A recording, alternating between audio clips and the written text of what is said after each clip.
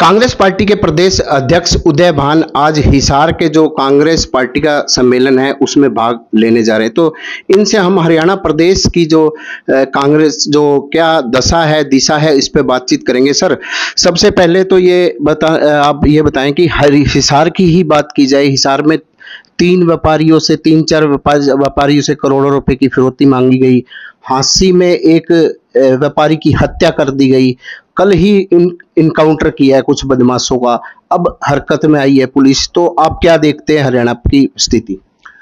पूरी तरह से हरियाणा में कानून व्यवस्था पूरी तरह से विफल हो चुकी है और इनके एनसीआरबी के आंकड़ों के मुताबिक भी पूरे हरियाणा प्रदेश को जो सोशल प्रोग्रेस इंडेक्स में भी सबसे असुरक्षित प्रदेश है।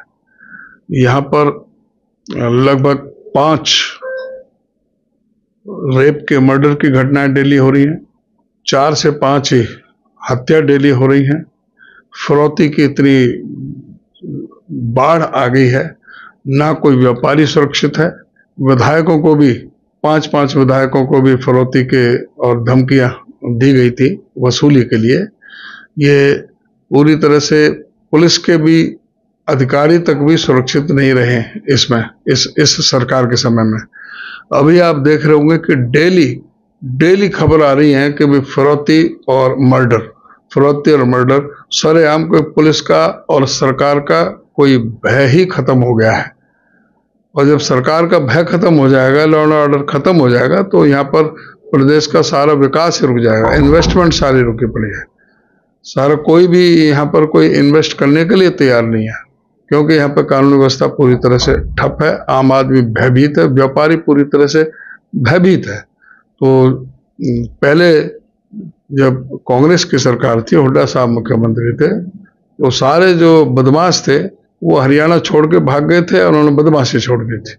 लेकिन अब दूसरे प्रदेशों के जितने भी बदमाश हैं वो सभी हरियाणा के अंदर आ गए हैं, अड़ोसी पड़ोसी के प्रदेश से भी। तो यहाँ पर पूरी तरह से कानून व्यवस्था का बिल्कुल बंटाधार होकर के रह गया है। सर, अगर बात की जाए आगे हरियाणा विधानसभा चुनाव होने जा रहे हैं, तो कांग्रेस पार्टी की किस तरीके से तैयारियां रहेगी? कांग्रेस पूरी तरह से तैयार है। आप देख रहे हैं हमारे अभी सारे जिलों में कार्यक्रम चल रहे हैं। हमारा फिर सम्मेलन है, यात्रा हमारी चलेंगी, रथ यात्रा अलग से चलेगी मेरे रोडा साहब की। तो हम पूरा अभी जो हरियाणा मांगे हिसाब अभियान हमने लॉन्च किया है, उसके जरिए जो पूरा हमारे 15 पॉइंट और 15 पॉइंट के अंदर एक पॉइंट पर 5-5, 6 दूसरे जो मुद्दे हैं उसमें हमने सारे उसमें रखे हैं। और इस प्रदेश की सरकार से हम हिसाब मांग रहे हैं कि भाई बेरोजगारी में हरियाणा नंबर 1 पर क्यों है, कानून व्यवस्था यहाँ पर क्यों ठप होकर के रह गई है, किस तरह से महंगाई में हरियाणा नंबर 1 पर पहुंच गया है। यहाँ 30 से ज्यादा बार पर्चे लीक हुए हैं। HPSC में जो अधिकारी करोड़ों रुपए की रिश्वत लेकर के पकड़े जा रहे हैं। स्टाफ सिलेक्शन कमीशन के चेयरमैन को, उनके 8 अधिकारियों को सस्पेंड होना पड़ा। सर, किरण चौधरी ने इस्तीफा दे दिया है, परंतु स्पीकर ने अस्वीकार कर दिया है। तो ऐसे में अब कांग्रेस पार्टी क्या करेगी? आगे राज्यसभा इलेक्शन भी होने हैं। इनमें नैतिकता नाम की तो कोई चीज है नहीं, ना तो इस्तीफा देने वाले में। जब कांग्रेस की प्राइमरी मेंबरशिप से इस्तीफा दे दिया तो बेशर्मी से विधायक क्यों बनी थी? और दूसरी तरफ स्पीकर, उनके पास कोई नैतिकता ही नहीं है। वो स्पीकर एक स्पीकर ना रह करके एक बीजेपी का एक एजेंट बन करके बैठे वहां पर काम कर रहे हैं। उनको तुरंत उनकी मेंबरशिप बर्खास्त करनी चाहिए थी, लेकिन ये राज्यसभा का चुनाव की वजह से जानबूझ करके स्पीकर इसको टाल रहे हैं। सर, इनेलो ने बसपा के साथ गठबंधन किया है, क्या देखते हैं सर इसको? 0+0 तो 0 ही होना है। अब बताओ, बीएसपी की 1.28% वोट आई है इस लोकसभा चुनाव में, इनेलो की 1.74% है। दोनों को मिला लें तो 3.02% बैठता है। जमानत बचाने के लिए भी 17% चाहिए, एक और टच है।